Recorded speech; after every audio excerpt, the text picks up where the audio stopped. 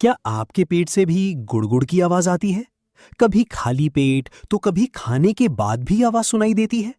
तो घबराने की जरूरत नहीं। अक्सर ये पाचन की सामान्य प्रक्रिया होती है, जब पेट में गैस या खाना मूव करता है। लेकिन अगर ये आवाज दर्द, गैस या दस्त के साथ हो, तो ये अपच या गैस का संकेत हो सकता है। कभी कभी ये इरिटेबल बाउल सिंड्रोम से भी जुड़ा हो सकता है। क्या करें?